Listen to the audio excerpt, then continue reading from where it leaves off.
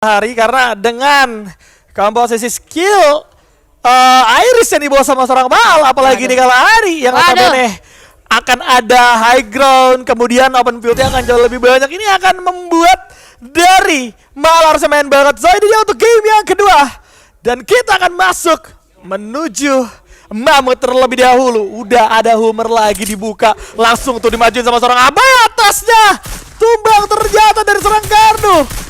Baru jalan mau melakukan inisiasi, ternyata kalah kontak begitu saja dengan Etindir. Kali ini coba dibalaskan, ada delay move juga setelah turun 3 anggota menghilang dari RRQ Kazu. Dan lihat bagaimana serang Mau kali ini akan dipaksa main sendirian. Melawan 3 anggota cukup sulit terbaca, kanan kiri akan ada tembakan masuk dan tidak akan bisa dihindari. 1-0 lagi-lagi RRQ Kazu kalah di pistol round. Lagi-lagi di pistol round itu juga tadi kita melihat adanya yang delay karena jatuh ya. Betul.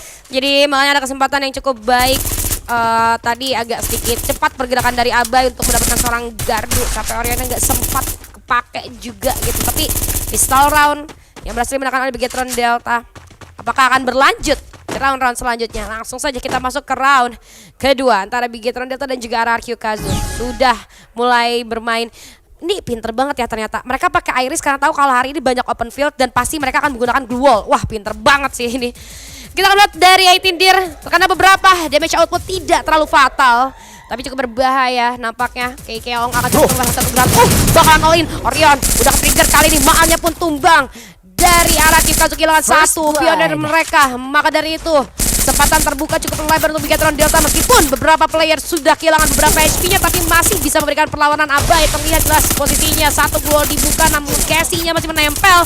Abai turun lagi karena bawah Etindir dari celah jendela akan coba untuk memanfaatkan momen. Flash blitz dikirimkan ke arah atas. Bigetron Delta dalam posisi yang tidak baik-baik saja. Koja ternyata terkena surprise attack, unpredictable move dari seorang Abai membuat Koja akhirnya pun tumbang. Namun dua player bahkan hilang dan pada akhirnya masih bisa dibalaskan. Kemenangan kedua di game kali ini untuk Bigetron Delta 2-0 King Kodok. Jendela kematian, nggak bisa masuk itu. Abai ngapain udah mandir? Udah terlanjur ya kan? Mau masuk gimana ini? Etindir juga sama, ya ampun. Emang di situ agak butuh waktu ya di situ. Takes time. Untuk bisa masuk tuh. Nggak bisa selonong boy di situ, dan itu ngebuat cepet lah kalau nggak bisa. Singcil. Oke, kita akan lanjut lagi. Revenary, ini adalah rumah dari RRQ itu sendiri. Nice banget dari satu orang Kiba, langsung coba dimajuin juga ternyata sama seorang Gardu. Etindir berhasil coba take down. Lihat bagaimana seorang Gardu agresif banget, namun Koja harus tersulik juga di sisi belakang. Langsung dilempar dengan ada flash freeze. Dibalaskan terlebih dahulu. Lagi dan lagi membuat Abai harus repositioning jauh. 3 punggawa dari RRQ yang tersisa akan bermain secara terpisah. Bigetron stick together. Mereka akan terus bermain secara bersamaan. Mereka akan terus memaksa satu anggota dari RRQ bisa untuk menerima damage cukup banyak kali ini. Abainya sih udah dikasih info kena banyak banget damage. Harusnya dari 2 medkit yang ada itu akan digunakan, jadi bisa digas untuk satu orang yang berada di sisi kiri. Cuman yang jadi pertanyaannya, apakah Bigetron lagi-lagi akan mengambil keputusan yang sangat-sangat berbahaya? Karena kita tahu itu hanya satu jalur aja. Jalannya kelihatan jelas banget. Gardu memutuskan untuk bergerak, tembakan dari sisi kanan tidak terprediksi akan masuk. Bigetron yang ternyata memutuskan untuk menyerang, tapi Kiba harus tumbang di tangan seorang Abai. Bergerak lagi dan Abai berhasil mendeteksi, tapi lemparan granat kali ini memakan korban. Yang pun harus tumbang di tangan seorang Madots. Masih mengintai dengan penggunaan AWM. Revive sudah dilakukan. Udah ada Hummer juga yang bakal coba dipop-up sama seorang Dus. Benar-benar yang akan dibuat pusing kali ini. Hati-hati, Mal dari sisi kiri membuat seorang Kiong. Posisinya benar-benar berbahaya. Dua-duanya sama-sama menahan diri. Santai dulu, ngasih Gardu, relax dulu, hemat dulu. Tapi lihat Mal sama-sama terjatuh bersamaan dengan adanya satu follow up dari satu orang Kiong. Tapi dari zona nggak nguntungin. Dus, what? Gak menguntungkan untuk seorang Dus, tapi masih bisa untuk memenangkan duel. Wow. Bentar, Bay, gue AFK dulu. Wah, gue kaget. Wah, itu di atas kertas udah pasti Gardu yang menang. Yes. Tembakan pertama masuk dari Gardu. Wow. Kenapa bisa kayak gitu? Aneh. Oke. Anomali. That's anomali, aneh banget gitu. Padahal tadi momennya udah bagus banget ya Bigetron Delta. Bukan gue bilang Abai nggak bisa main kalau nggak ada Casey, tapi at least agak sedikit pincang ya, nggak ada Dir di sana. Makanya opening move yang sangat bagus dari Bigetron Delta, Dirnya nggak ada, tapi memang Dudes ini kayaknya alien guys. Langsung kita masuk ke round selanjutnya. Abai buru-buru banget Shay. Hilang seorang Abai, agak sedikit sulit nampaknya untuk di revive. Homer juga sudah mulai connect granat. Kali ini masuk tapi nampaknya tidak berdampak banyak. Ada Evindir yang kehilangan cukup banyak SP. Tapi granat ke Gardu yang connect langsung menumbangkan dirinya. Bahkan Gardu akan sedikit sulit untuk diselamatkan. Begitu pula dengan seorang Koja di arah belakang yang tumbang. Kiba masih ada bersama seorang Keong. Gardu pada akhirnya pun harus langsung di ending. Jendela di sana dicari oleh seorang Dudes. Ini pun yang ada Dudes, ada Maa di belakang, dan pada ini RRQ yang masih lengkap 4 player ya kali ini mencari keberadaan seorang Kiba. Untungnya masih ada Casey di sana, healing kencang, tapi nampaknya dalam kondisi yang cukup serius. Abai tumbang di sana, namun follow up datang dan 2 sama kali ini untuk Bigetron Delta dan juga RRQ Kazu. Granat dibalas granat ya guys ya. Dan ternyata RRQ kali ini yang masih bisa memaksimalkan granat itu sendiri. Dudes emang luar biasa performanya untuk di hari ini. Memberikan move yang tidak terduga 2 kali. Dan kita akan lanjut kembali kali ini. Para punggawa dari Bigetron, apakah hanya akan mendapatkan 2 poin saja seperti game yang pertama?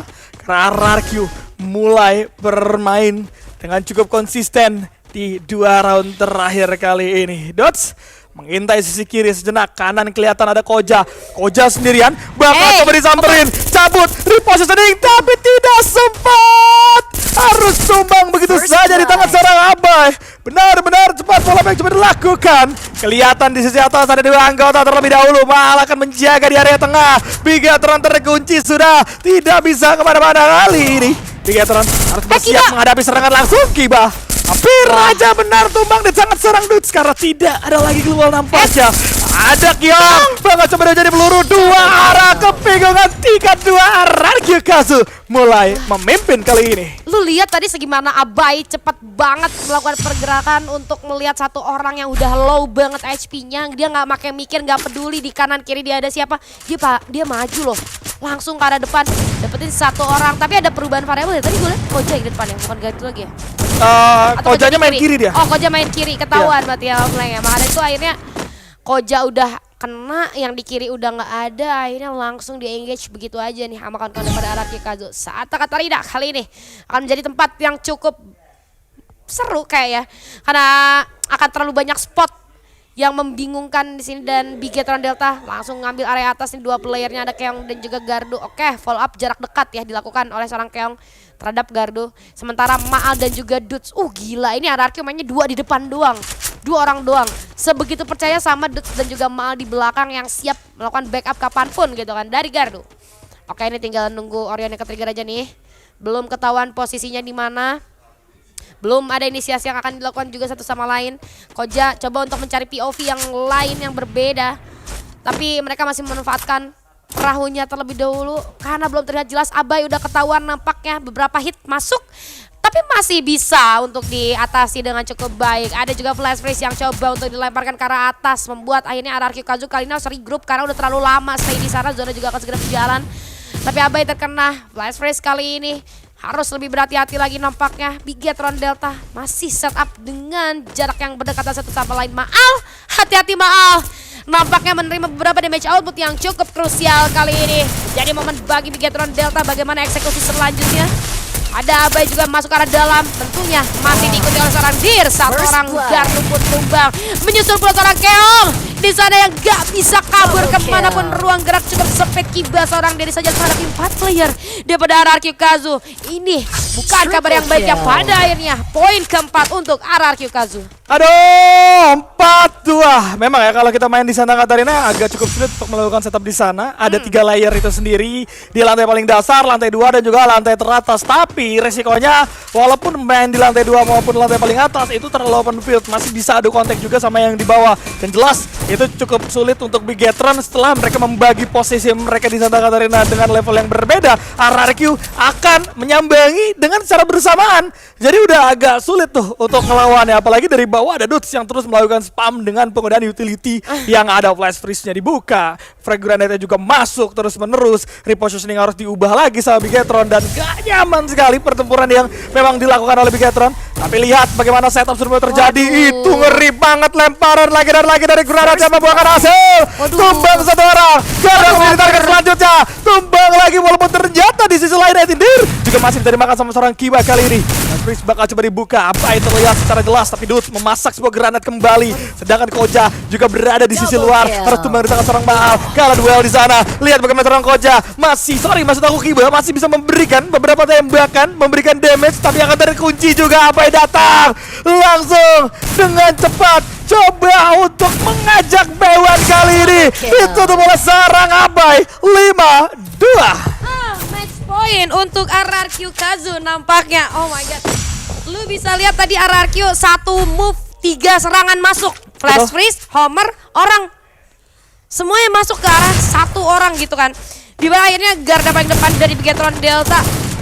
Gimana ya, kalau orang paling depan udah hilang, otomatis belakangnya juga nggak dapet info apa-apa gitu. Selain harus cari informasi sendiri. Dan RRQ, tempo permainannya cepat banget. Yes. Mereka tuh kayak udah ada buku gitu loh di kepalanya, buku panduan. Abis ini ngapain, nggak ada mikirnya gitu.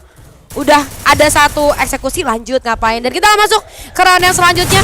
Oke, kita melihat seorang Keong nampaknya akan menjadi orang pertama yang tumbang dari Bigetron Delta. Belum di ending. Coba diselamatkan terlebih dahulu, tapi Etindir-nya hilang. Apakah akan langsung dead?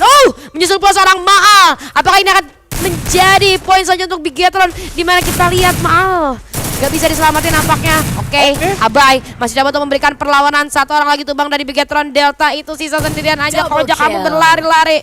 Koja pakai batu. Koja kehilangan beberapa HP kali ini dari seorang Koja. Cukup sulit nampaknya. Match point RRQ kali ini cukup berbahaya dan pada akhirnya 6-2, 2-0 untuk RRQ Kazu. Yes.